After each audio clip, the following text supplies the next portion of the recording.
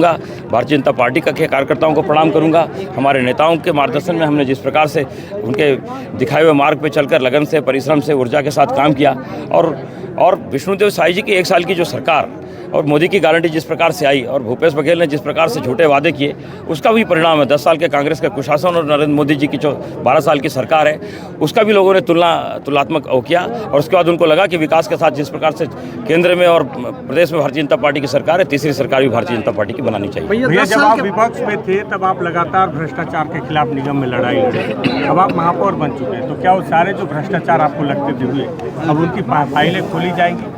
मैं जितने मामले उठाया हूँ वो सब मामले में आज भी अडिग हूँ और सरकार में आने के बाद उन फाइलों को आगे भी बढ़ाने का काम करूँगा। क्या प्राथमिकताएं होंगी भैया? देखिए, प्राथमिकता सबसे बड़ी तो यह है कि जन सहयोग से हम स्वच्छता को सबसे बड़ा टारगेट लेना चाहते हैं, क्योंकि जगदलपुर शहर जो है रैंकिंग में पूरे देश में काफ़ी पिछड़ गया है। स्वच्छता के मामले में हम इसको आगे ले जाएंगे। स्वच्छता के साथ स्वास्थ्य का मामला अपने आप जुड़ा हुआ है। जो जगदलपुर शहर स्वच्छ होगा तो हम स्वस्थ भी होंगे।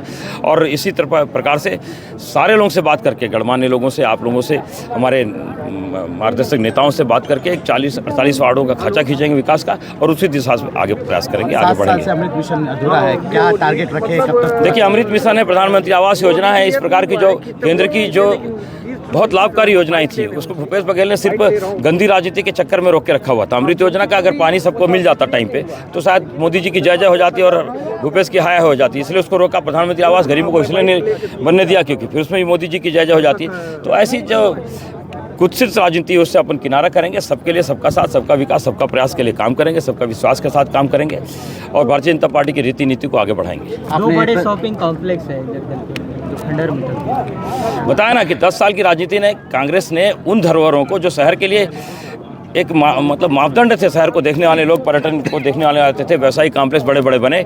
हमारी सरकार, दुर्भाग्य से जब हमारी सरकार चली गई, इन लोगों ने वहाँ एक ईंट का पत्थर भी नहीं लगाया। और ईंट का पत्थर तो छोड़िए, वहाँ पे जो चौखट और जो वायर लगे थे उसको भी उखाड़ लिए गए। किसी प्रकार का प्रयास नहीं किया, सिर्फ इसलिए क्योंकि भाजपा शासित काल में बनाया गया था, उससे भाजपा का नाम हो सकता था।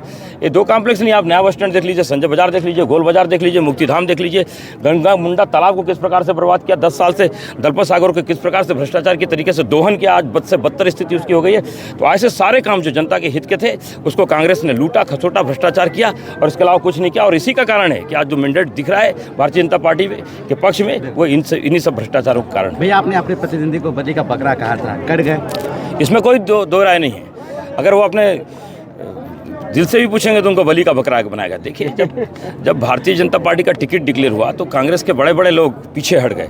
क्योंकि दीपक बैज जी यहाँ के प्रदेश मंत्री और उनके महामंत्री रहे, दोनों अच्छे दोस्त हैं, तो किसी ना किसी को तो बलि का बकरा बनना था। ऐसे समय में दोस्त ही काम आता है।